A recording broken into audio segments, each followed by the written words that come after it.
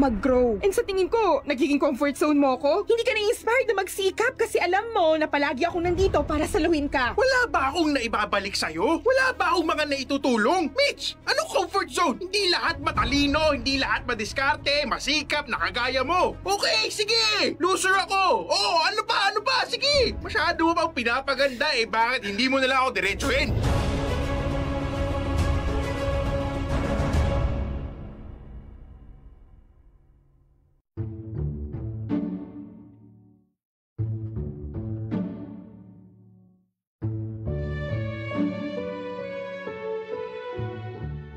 Dear love, ika nga, feminine woman attracts masculine men, while independent woman attracts alpha laminin and mama's boy.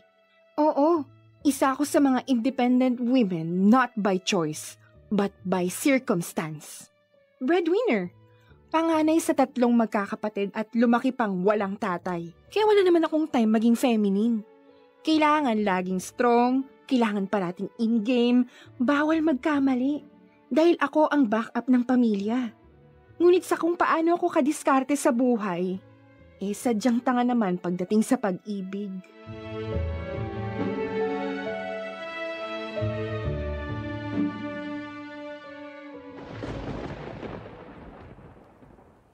Sorry, Mitch. Ngayon pa talaga nasira itong motor ko. Wrong timing. Kung kailan pa talaga biglang bumuhos yung ulan. Ivan, wala ka bang dalang raincoat? Alam mo namang tag-ulan ngayon, oh. Pasensya ka na. Hindi ko naman kasi alam na uulan pala. Dito na lang muna tayo sa gas station magpatila. Maaga pa yung pasok ko bukas. Ay, nakakainis naman. Pasensya na, Mitch. Hayaan mo, balang araw, makakabili rin tayo ng kotse. Pangako ko sa'yo yun. Maniwala ka sa akin. At kailan pa yun, ha? 6 na buwan ka ng tambay. Grabe ka naman, babe. Malay mo, yung itatayo kong negosyo, pumatok yun sa lugar namin, di ba? Ayos ba? Siguraduhin mo lang, Ivan, ha? Dahil hindi biro ang 15,000. Hindi ganun kadaling kitain ng perang yun. Ikaw naman, babe. Think positive lang. Alam mo, sigurado ako na mababawi ko agad yun. Bakit ba naman kasi ayaw mong mag-apply? Mas okay pa yung may trabaho kasi alam mo yun, may benefits ka saka job security. Ayoko. Gusto ko, ako ang sarili kong boss. Ano, ayos ba? Sus! Siguraduhin mo lang talaga, Ivan, ha? Oo nga. Trust me, babe. At balang araw, pangako ko sa'yo, ihahatid sundo kita sa kotse. Talaga, ha? Tandaan mo itong araw na to. Basang-basa tayo sa ulan. Oh, babe. Gagawin kong motivation ito para balang araw, hindi na tayo maapektuhan ng kahit anong panahon. Sus! Oh, promise, ha? Oh, promise!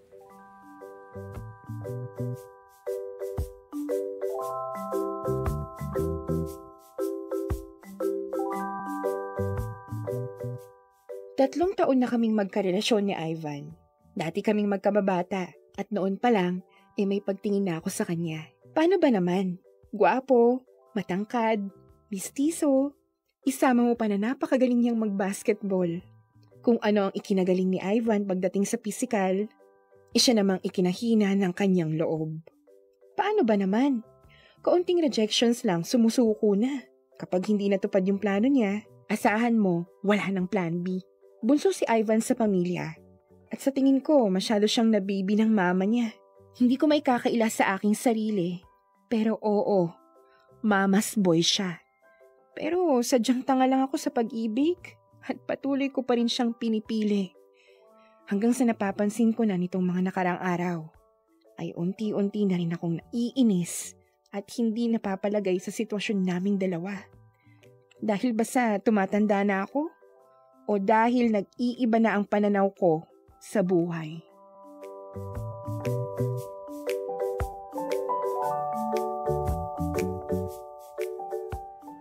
Yon, babe! Mabuti naman at nandito ka sa opening ni Ivan Sisig. Ano, ayos ba? Nakita mo itong sisig ko? Kompletos recados with mayonnaise and chicharon. Kamusta? May benta ka na ba? Yun nga lang, babe. Wala pa nga eh. Baka pwedeng ikaw maging buena mano ko. Feeling ko kapag ikaw ang unang bumili, darami yung customer natin. Sige na, bilhin mo na tong barkada meal. 150 lang. O sige na nga. Kanina pa nga ako dito eh. Kaso, wala pa rin talagang bumibili. Baka masyado pang maaga. Bakit kasi dito ka pumwesto? Sabi ko naman sa'yo dapat doon ka na lang dun sa malapit sa eskwelahan pumwesto at sa may basketball court. May bayad dun sa renta ng pwesto. Dito sa tapat ng bahay, libre lang. Saka pinost ko na rin naman sa social media na may tinda ako. Yan mo na babe. Nagsisimula pa lang naman. Gusto ko yan na confident ka at positive palagi. Tama yan. Wag na wag kang titigil agad ha kapag pinanghinaan ka ng loob. Oo naman. Oh, eto. Ready na ang sisig barkada mo. Iuwi mo yan. Tiyak ako magugustuhan ni na tita yan. Dinamihan ko ang serving yan. Hindi yan puro sibuyas. Nice. Ivan, una na pala ako ha. Ha? Teka lang babe. Kakadating mo lang ah. Bakit naman uuwi ka agad? Samahan mo ko dito, please. Tulungan mo ako dito sa opening ko kasi feeling ko dadagsain ako ng customer ngayon eh. Ivan, dumaan lang ako dito. Kailangan ko na kasi talagang umuwi. Alam mo naman, pagod ako sa trabaho. Tapos pagod pa ako sa biyahe. O sige na, mauna na ako. Oh babe, huwag mong kalimutan ha. Mansari natin sa Sabado. Labas naman tayo, please. Titignan ko ha. O sige na, una na ako. Oh sige. Mag-ingat ka babe. Picturean mo yung sisig at i-post mo ha. Love you. I love you.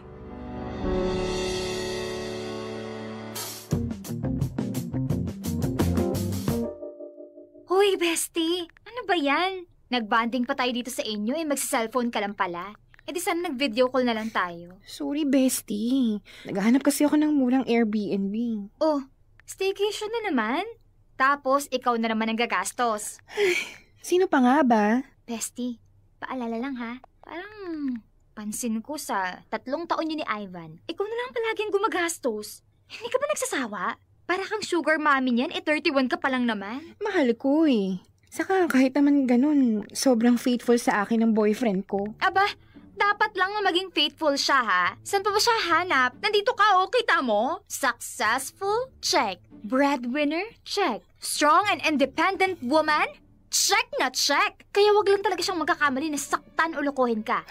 Alam kong hindi niya gagawin yun. Pero sa totoo lang, napapagod ako. Gusto ko rin naman yung pakiramdam ng princess treatment. Alam mo yun? Yung binibigyan ka ng bulaklak kahit walang okasyon, hinahatid sundo, inaayang makipag-date sa fine dining restaurant. Fine dining restaurant? Pero gets kita. Alam mo, nakakasawa nga din yan kung sa halos 3 taon ba naman? Ikaw na palagi ang taya.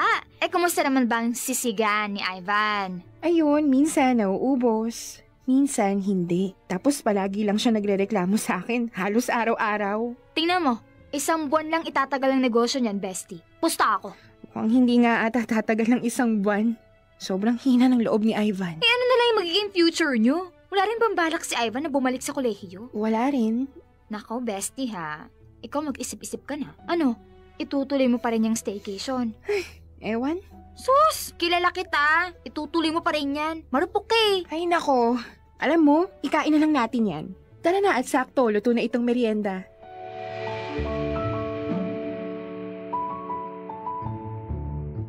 Finally! Saktong-sakto sa malamig na panahon. Movie marathon and chill dito.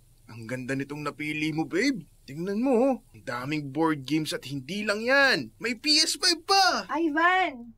Pwede bang tulungan mo muna kung may ayos tong pinamili natin? Sabi ko naman sa'yo eh. Ang lapit-lapit natin sa mga mall. Pwede namang magpa-deliver na lang. Pero gusto mo pa talagang magluto. Pagod na nga ako kakaluto ng sisig. Babe, huwag kang mag-alala kasi ako naman ang magluluto. Saka, para naman din makatipid tayo. May mga pinag-iipunan din naman ako. Ikaw naman, para namang laging wala ka sa mood. Alam mo babe, pansin ko yan sa'yo. Kaya naman tama lang na nandito tayo para makapag-relax ka. Hindi lang yan. Lalambingin din kita ngayon. Diba gusto mo to? Yung mga yakap at halik ko. Ivan, wait lang ha. Ivan, please. Kakarating lang natin dito. Oh, sige. Pwede maglaro muna ako. Gusto ko talagang itry itong PS5 eh. Hindi mo talaga ako tutulungan dito? Kahit maghiwa man lang nitong mga gulay? Mitch naman. Sayang naman itong binayad natin dito kung di ko magagamit. Saka, Tagal ko nang hinihiling sa'yo na ibili mo ko ng PS5. Dito ko lang naman ito ma-enjoy. Kaya mo na yan. Sige na, dito lang ako sa sala ha. At tingnan mo, hindi nga talaga ako tinulungan. Nakakapagod din yung ganito. Daig ko pa yung nanay na may batang alagain na kasama.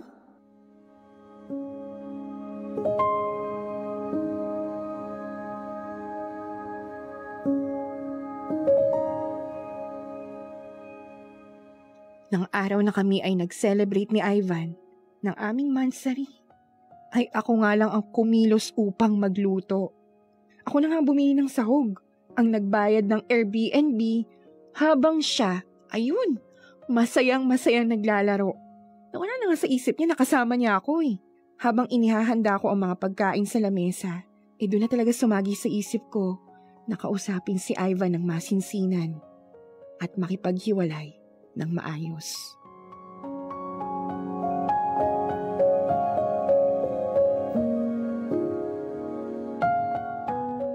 Ivan, tara na! Kumain na tayo dito! Wrong timing ka naman, babe. Tika, tapusin ko lang itong round. Ivan, please! Halos magdadalawang oras ka na naglalaro. Pwede naman siguro na i-post mo muna yan, okay lang? Ay, nako. O sige na. Sige na, ito na. Wow! Ayos! Lahat ng paborito ko niluto mo. Kumpleto! Pagnet kare-kare, garlic butter shrimp at may alimango pa. Oh, yung steak. Diba sabi mo magluluto ka rin nun? Bukas na lang siguro kasi hindi mo man lang ako tinulungan. Ang dami ko nang ginagawa dito sa kusina. Sorry na. Ang saya kasing maglaro ng RPG at alam mo naman, wala naman akong PS5. Tagal ko nang nagpaparinig sa'yo na ibili mo ko nun. Ivan, umupo ka na. Kumain na tayo. Okay. Yes, kakain na. Oh, kamusta na pala yung negosyo mo? Ayun. Dahil tag-ulan itong mga nakaraan, hirap bumenta. Saka, alam mo, nakakapagod din pala. Ang sakit na ng braso ko, kakatadtad ng baboy. Sabi ni mama sa akin, mas mainam pa daw na magtrabaho na lang ako. Kaysa sa ganoon, ang tumal. Oh, so ano naiisip mo? Naiisip kong ubusin na lang yung stocks. Tapos, maghahanap na ako ng trabaho. Yung work from home. Kasi yung mga kumpare ko, kumikita sa bahay lang. Sanay ka bang mag-Ingles? Yun ba? Naku, di aaralin ko. Madali lang yun. Saka, baka pwedeng pahiramin mo ako ng pandagdag pambili ko sana ng laptop. Ivan, kakapahiram ko pa lang sa'yo ng 15,000. Sana nga sikapin mo munang maibalik yun sa akin. Saka, bakit pa ang dali mong sumuko? Hindi ako naniniwala dyan sa never give up na yan. Kung hindi naman talaga nag-work, bakit pa ako magtsatsaga? Saka, ang sabi ni mama... Ivan, wala ka bang sariling desisyon? Bakit na lang yung mama mo na lang lagi nagdidesisyon para sa'yo? Ikaw naman? Wala mang bunso ako. Ako ang baby. Ako ang pinaka-iniingatan. Pero hindi ka nag-grow. Ay nako, hindi ko gusto yan, Mitch. Yung kumakain tayo tapos nagtatalo tayo. Ivan, ano ba talagang gusto mo? Mitch, nandito tayo para i-celebrate natin yung relasyon natin. Hindi yung... Ivan! Mitch naman, on the spot talaga. Tatanungin mo ko kung anong gusto ko. Hindi ko nga alam kung anong plano ko mamaya sa susunod na linggo. Hindi ganoon kadali na hanapan mo ko ng sagot. Ano? Ivan, nagbibiro ka ba? Paalala ko lang ha, 31 ka na at hindi mo pa rin alam yung gusto mo. Kung ano yung plano mo. Saka hindi ka ba nagkasawa na ako na lang yung palagi nang nagtsatsaga sa relasyong to? Mitch naman, minamahal naman kita ng totoo. Alam mo yan. Wala ka namang problema sa akin. Hindi lang talaga ako sinuwerte. Ivan, palagi ako naniniwala sa'yo. Pero bakit palagi mo akong binibigo? Alam mo naman na hindi ako nagsasawa na sumuporta sa'yo. Pero nabibigatan din ako. Sana naman maging considerate ka rin para sa akin. Considerate? Babe, ano ba naman to? Alam mo, ayaw ko ng ganito. Yung mga pagtatalo-talo. Kasi ayaw mo akong pakinggan. Yun ang katotohanan.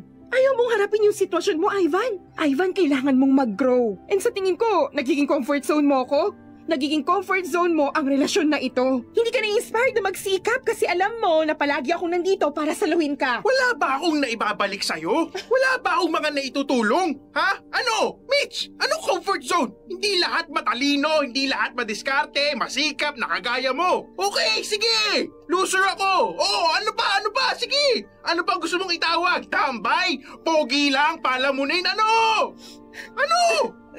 Masyado mo pang pinapaganda eh. Bakit hindi mo na lang ako diretsuhin? Mitch, alam mo, ikaw lang yung taong nagbibigay ng lakas ng loob sa akin. Tapos ito, bigla mo ako. Ayoko na, Ivan. Ha? Ayoko na. Ano? Anong ayaw mo na? Matagal ko nang pinag-iisipan to. Siguro tama lang na makipaghiwalay ako sa'yo. Maghiwalay na tayo para matuto ka na tumayo ka sa sarili mong mga paa. Alam mo kung paano kita sinusuportahan at paniwalaan. Pero tao lang din ako, Ivan. Tao lang ako. May hangganan at hanggang dito na lang yun, Ivan. Bakit may paganito ka pa? Akala ko celebration ng mansa nito. Pala supper mo na pala to eh. Tingnan mo, iiwan mo rin pala ako. Sana, hindi ka na lang nagparamdam sa akin.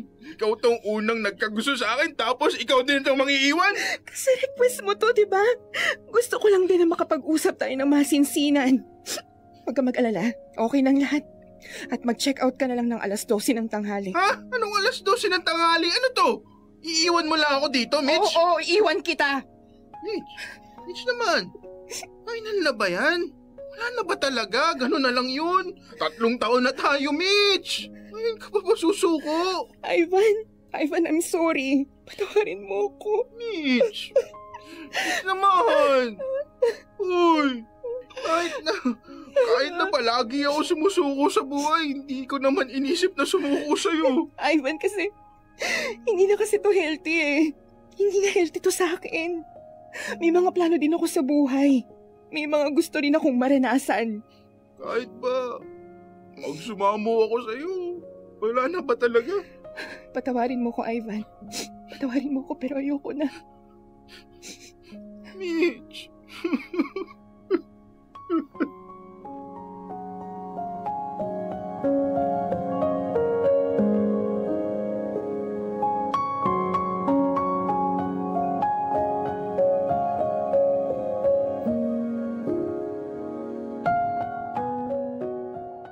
Dear love, 1 linggo na nga ang nakalipas at narinig ko pa rin ang mga hagulgol na iyon ng ex-boyfriend kong si Ivan. Akala ko nang una ay hindi magiging madali para sa akin ang bitiwan o kaya naman ay balikan ko siya agad. Pero sadyang napapagod na ako at sarado na ang puso ko. Natutunan ko na hindi laging sapat ang pag-ibig. Mahalaga rin na makita mong hindi laging ikaw ang lumalaban. Ang pagkakaroon ng katuwang sa buhay ay nangangahulugan na may kasama kang nagsisikap na gawing posible ang mga pangarap. Babae ako pero ako ang nagbuhat. Lumabas ang aking masculine energy. Ayoko nang maulit muli yun. Gusto ko nang maging feminine.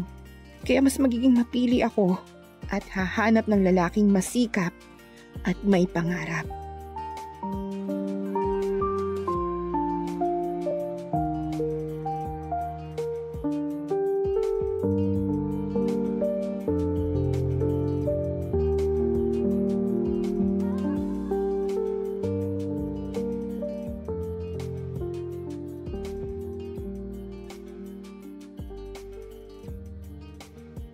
Dear Love, araw-araw sa Love Radio.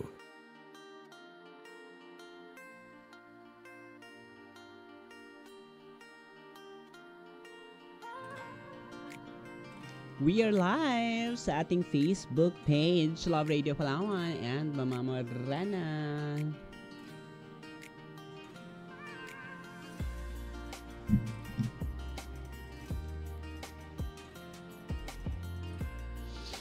At iyan ang kwento ng ating Dear Love ngayong Feel Good Friday. Abay, grabe, ang tamad mo naman. Charot. Kwento yan ni Ivan at saka ni sino yung isa? Nakalimutan.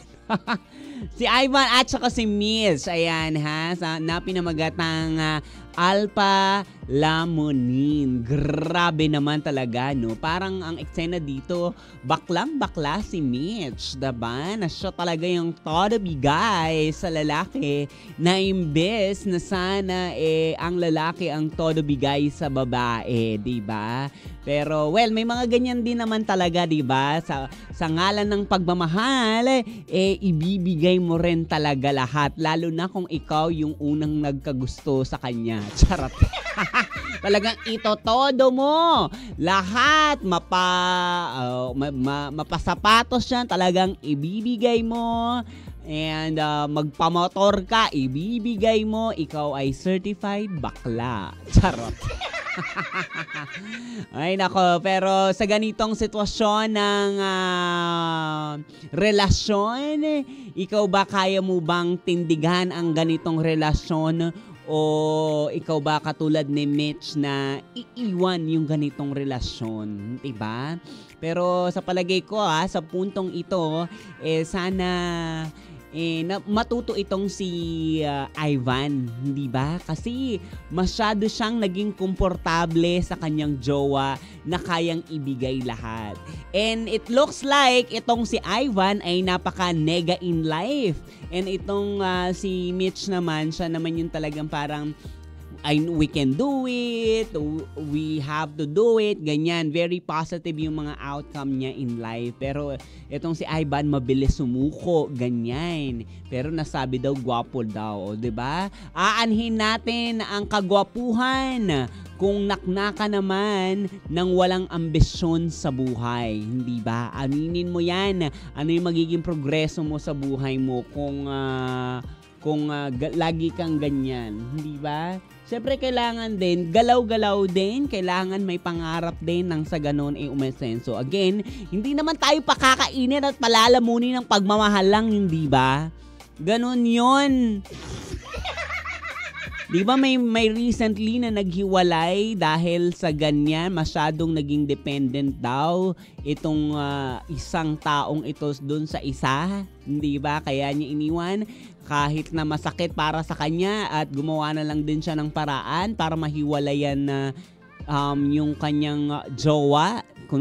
Nag-cheat na lang siya para yun na lang yung maging dahilan, pero ang pinaka-main dahilan para masyadong dependable. Hindi ba? Well, feeling ko tama naman din yan na hiwalayan, iwan nang sa ganun matuto, diba? Kasi hanggat andyan ka, na patuloy mo silang sinusuportahan sa luho nila, hindi yan magtitino, diba? Sila yung patuloy na aasa at aasa sa'yo.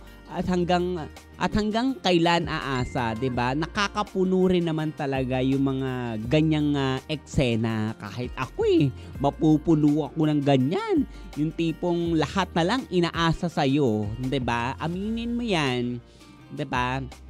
So, sana itong si Ivan makarealize na maging mas maayos na siya sa susunod, na dapat mas maging responsable siya in terms of relationship, dahil kung yaan ay magiging seryosong relasyon at talagang bubuo ka ng pamilya, dapat magsumikap ka at mangarap ka, diba? Again, hindi ka pakakainin ng pagmamahal lang, ganun yon. Charot. Ay nako, sana nagustuhan nyo ang kwento ng ating Dear Love. Ayan so pagmamahal versus ano bang versus? Wala lang. Charot. Wala kayo dyan. Charing. Ayan, salamat sa inyong pagtutok. Magkita-kits ulit tayo sa Lunes sa panibagong kwento at storya ng buhay-buhay dito sa Dear Love. Siyempre, kasama pa rin ang nag-iisang mamaharot na pwede mong mamahalin ng sagad-sagaran. And of course, still we are live and alive sa ating Facebook page, Love Radio Palawan and Mama Morana.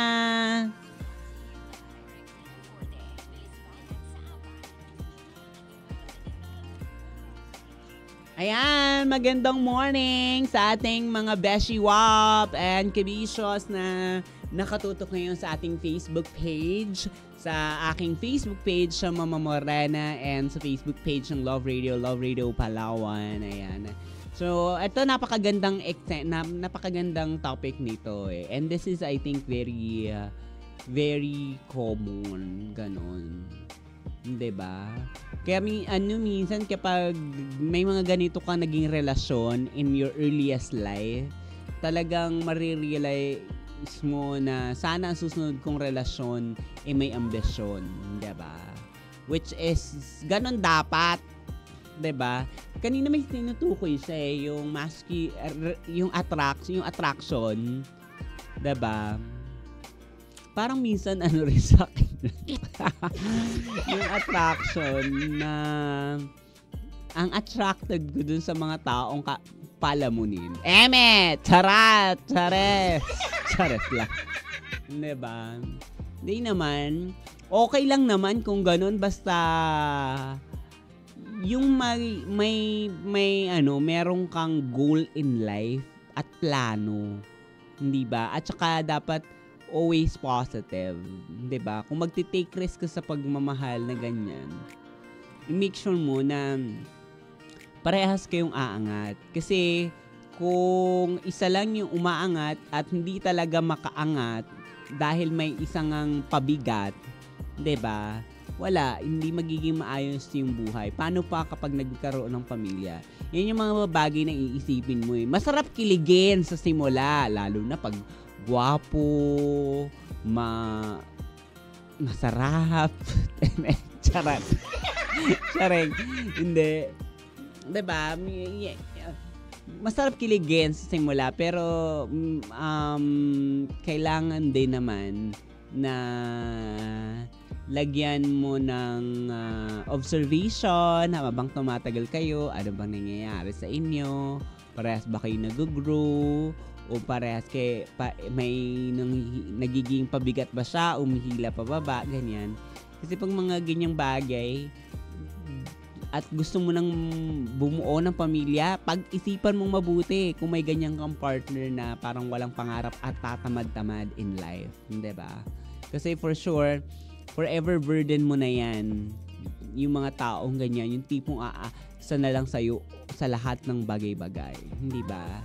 Again, sa isang relasyon, kailangan magtulungan para umasenso. Hindi ba? Hindi yung laging aasa sa isang tao lang. Diba? Huwag kang maging dependable.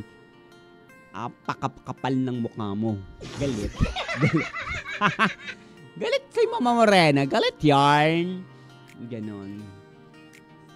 So yun, ako nga kung gusto ko ng landian, ganyan, and tikiman, ganyan. So why not? Wala akong pakialam kung tambay ka lang or wala akong pakialam kung isa ka lang sa mga walang pangarap in life.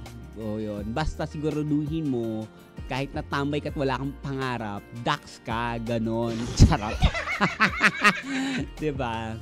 Pero hanggang doon lang, hindi na natin dapat i-pursue pa at hindi tayo dapat ma-in love pa. Diba? Siyempre alam na natin yung kahinat na ng ganyan. Ko, akin napaka red flag agad kapag kunwari yung otox niyan. So super chika.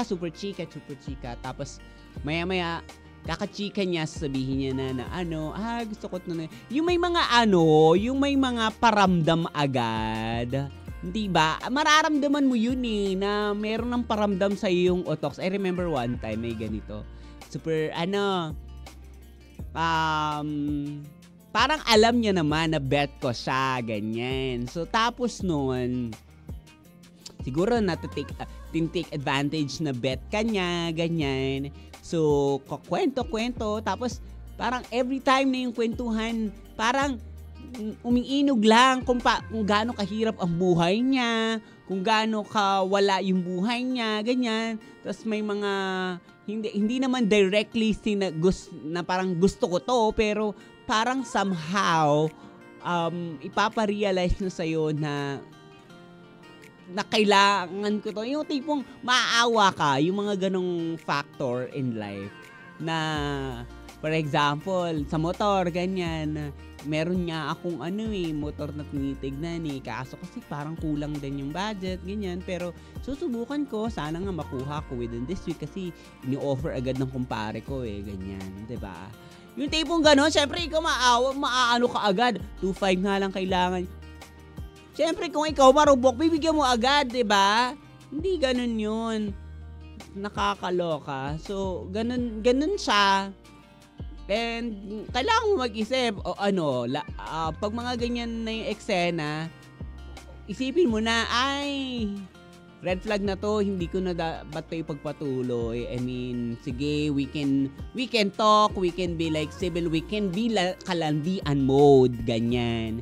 Pero hindi na para ituloy pa sa relasyon dahil nako, hindi ako aangat sa iyo, 'di ba?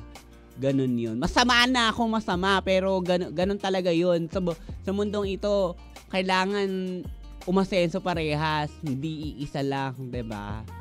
Kaya nga tayo nabubuhay para hindi mabuhay para sa iyo, para sa bayan, para sa Pilipinas. Charot. Hindi, pero ganun lang. I mean, you would know from the start, 'di ba? Kaya minsan kung yung feeling mo minsan ganyan talaga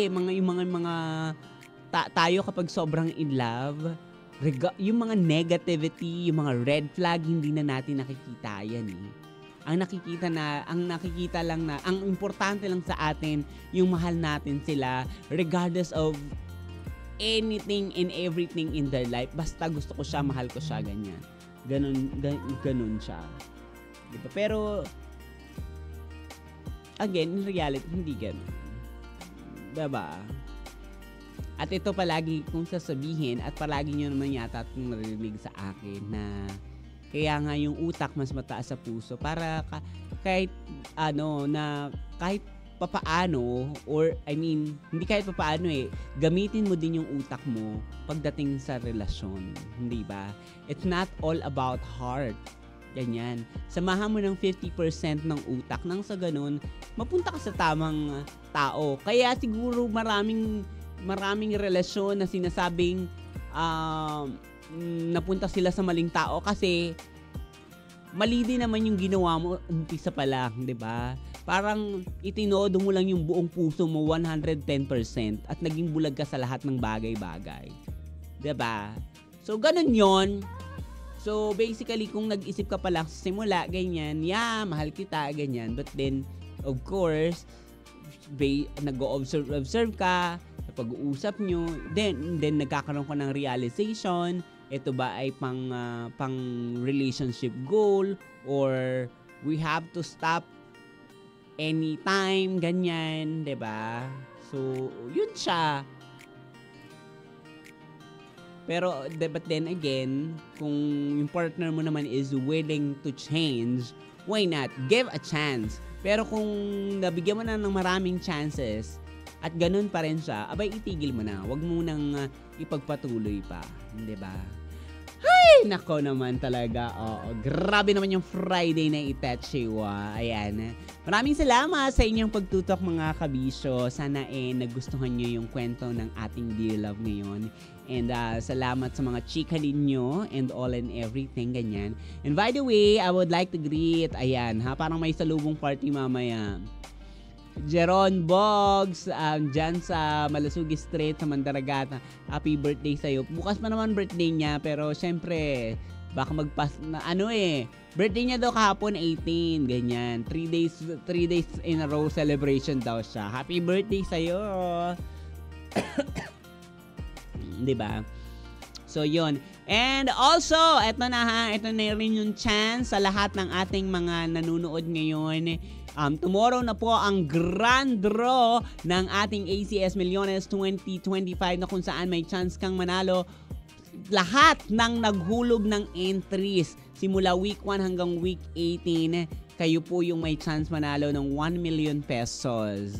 And of course, ang ating cluster po ay nasa Mega Manila. Yung mga entries po ng mga taga Palawan ay napunta po sa Mega Manila at doon po idodraw ang ating sana maging maswerte na by this time pag na pinadala sa Manila yung mga entries natin maging maswerte po tayo sa pagbunot ng bonggang-bongga. But anyway, kabisyo, maraming salamat po sa inyong pagtutok. Muli ako ang nag-iisang mamaharat na pwede mong mamahalin ng sagad-sagaran. Mama Morena, maraming salamat. Bye! See you on Monday. But tomorrow, we have a radio program as well. Abang-abang tayo. Ayan, may mga katanungan po tayo bukas. Abangan natin yan. Bye!